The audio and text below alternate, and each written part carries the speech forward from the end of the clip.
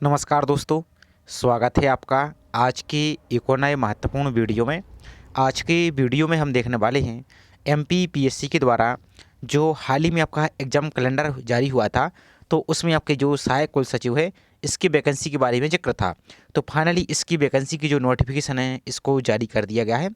तो आज के वीडियो में यहाँ पर हम पूरी जानकारी देखने वाले हैं कि इसमें टोटल पोस्टें क्या रहने वाली हैं, इसका सिलेक्शन प्रोसेस क्या रहने वाला है, एग्ज़ाम की डेट क्या रहने वाली है, एजुकेशन क्वालिफिकेशन क्या रहने वाली है। तो सभी जानकारी इस वीडियो में यहाँ पर हम देखने वाले हैं। तो चलिए स्टार्ट करते हैं आज के वीडियो को।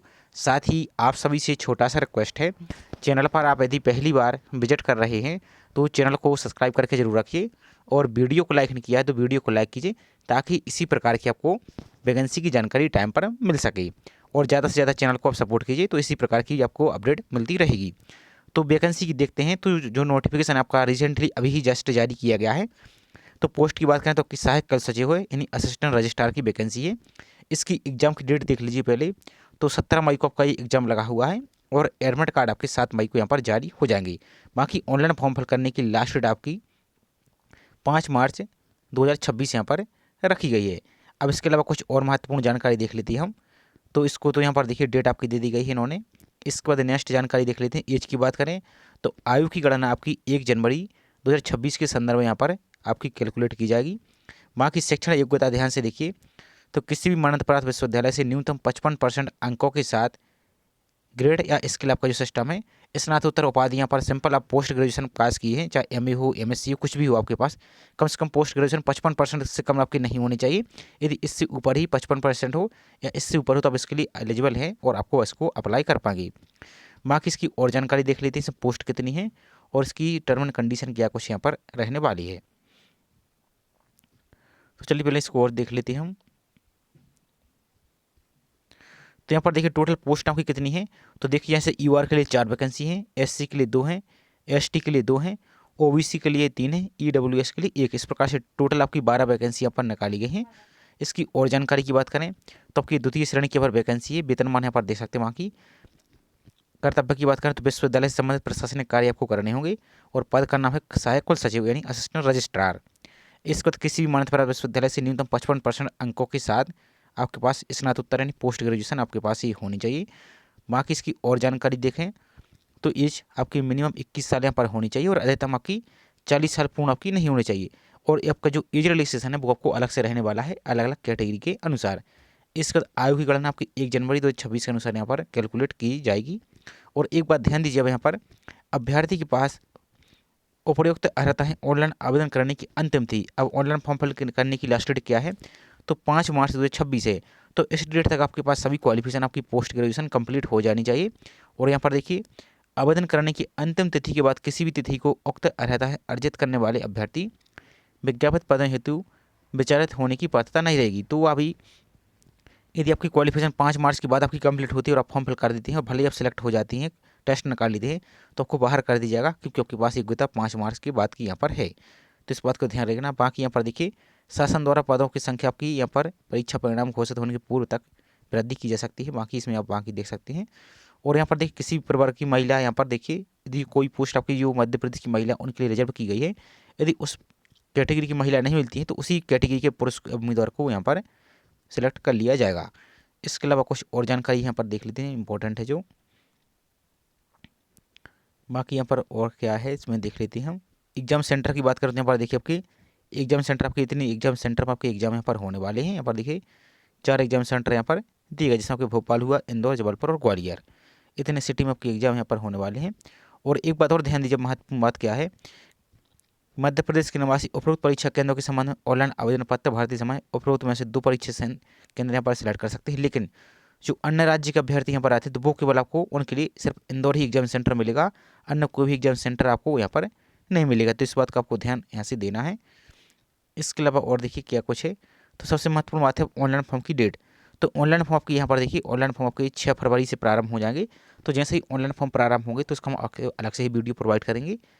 इसके अलावा देखिए यहाँ पर अंतिम तिथि आपकी 5 मार्च 2026 यहाँ पर रखी गई है। और यदि कोई फॉर्म में मिस्टेक हो जाती है तो 11 फरवरी से आपके प्रारंभ हो जाएंगे और लास्ट ये है।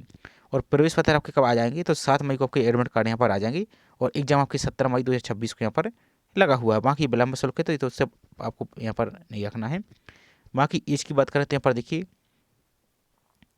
पर देखिए इसमें क्या के कुछ है। तो जो मध्य प्रदेश शासन के यहाँ पर आप इस पत्र क्रमांक के अनुसार जो SC ST OBC और दिव्यांगजन और शासकीय निगम या मंडल में या मध्य प्रदेश के कर्मचारी हैं, उनके लिए यहाँ पर देखिए अधिकतम आयु 5 वर्ष की छूट यहाँ पर दी जाएगी। और ऐसे अभ्यर्थी जो भूतपूर्व सैनिक हो, उसे अपनी आयु में उसके द्वारा पहले से की गई संपूर्ण प्रतिरक्षा सेवा की अवधि कम यहाँ पर देखिए करने के लिए अनुज्ञात किया गया हो, किंतु उसके परिणाम स्वरूप यहाँ पर जो आयु निकले वह अधिकतम आयु सीमा से 3 वर्ष से अधिक यहाँ पर नहीं होनी चाहिए। स्पष्टीकरण क्या है तो सिंपल देखिए, भूतपूर्व सैनिकों से अभिप्राय के मध्य प्रदेश के भूतपूर्व सैनिक जो राज्य की सिविल सेवाओं तथा पदों तृतीय श्रेणी या चतुर्थ श्रेणी की रिक्त आरक्षण यहाँ पर नियम 1985 के अनुसार है, वे भूतपूर्व सैनिक माने जाएंगे। और प्रोत्साहन सभी दे छूट तो यहाँ पर बाकी देख सकते हैं। अब यहाँ पर देखिए और इसमें क्या है तो थोड़ा और देख लेते हैं। समस्त आरक्षण तथा उससे जुड़ी आयु की छूट मध्य प्रदेश के राज्य के संदर्भ में है, अतः अनुसूचित जाति, अनुसूचित जनजाति और अन्य पिछड़ा वर्ग और दिव्यांगजन और भूतपूर्व सैनिक, तो भूतपूर्व सैनिक का मतलब आपने समझ लिया कि भूतपूर्व सैनिक कौन से सैनिक की बात हो रही है, तथा महिला अभ्यर्थियों को दे आरक्षण अथवा आयु सीमा में छूट केवल मध्य प्रदेश के मूलवासियों को मिलेगा, अन्य राज्य के जो अभ्यर्थी उनको यहाँ पर इसका लाभ नहीं मिलेगा। बाकी यहाँ पर देखिए इसमें क्या है। और यहाँ पर देखिए सभी आपको डॉक्यूमेंट क्या क्या लगने, जब आपकी ऑनलाइन फॉर्म प्रारंभ होगी तो सभी आपको योग्यताएं आपकी 5 मार्च तक पूर्ण होनी चाहिए। बाकी आपका जो जाति प्रमाण पत्र और अन्य समस्त जानकारी यहाँ पर देखिए, यहाँ पर इसको देख सकते हैं। ऑफलाइन द्वारा जारी जो जाति प्रमाण पत्र है यहाँ पर हस्ताक्षर, ये सब कुछ है तो आपको पढ़ लेना है, भाई आपके पास टाइम है तो उसको यहाँ से पढ़ लीजिए। बाकी ये सब कुछ आपका फॉर्मेट दिएगा, जब आपका सिलेक्शन होगा तो ये उस टाइम आपको काम आएगा।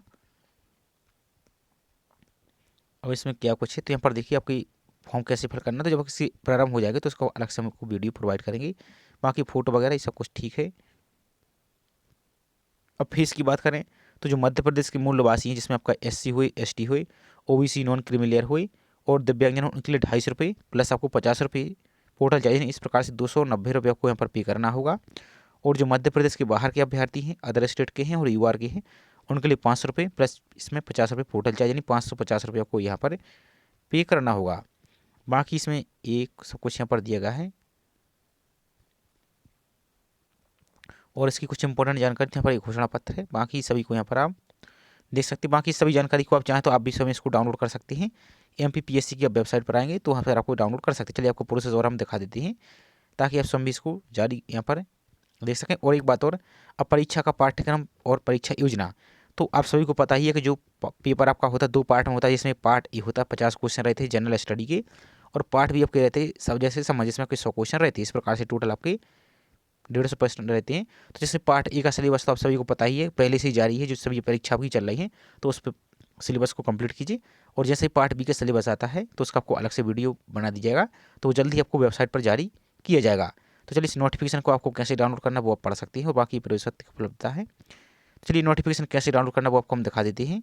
तो आपको MPPSC की वेबसाइट पर है, इस प्रकार से MPPSC टाइप कीजिए और जो पहली लिंक दिख रही है इस पर आप सर्च पर क्लिक कीजिए आप, तो एक आपकी नया पेज ओपन हो जाएगा। थोड़ा सा वेट कीजिए यहाँ पर, तो आपका इस प्रकार से एक नया पेज आपका ओपन हो जाएगा। तो यहाँ पर आपको थोड़ी सी भी सर्च नहीं चल रही है, जैसे यहाँ पर होम पेज आपका ओपन होता है, यहाँ पर देखिए तो जो आपको व्हाट्स न्यू का ऑप्शन दिख रहा है इसमें देखिए अब यहाँ पर, तो ये रहा आपका असिस्टेंट रजिस्ट्रार का नोटिफिकेशन। इसको डाउनलोड करके आप यहाँ पर इसको पढ़ लीजिए अच्छी तरीके से और एक एक जानकारी समझ लीजिए। तो छोटी सी इन्फॉर्मेशन थी, आई होप जानकारी आपको पसंद आई होगी। जानकारी पसंद आई हो तो वीडियो को लाइक कीजिए और चैनल को अभी तक सब्सक्राइब नहीं किया है तो चैनल को सब्सक्राइब करके जरूर रखें और ज़्यादा से ज़्यादा चैनल को सपोर्ट कीजिए। तो चलिए मिलते हैं इसी तरीके से एक और नई जानकारी के साथ। जय हिंद।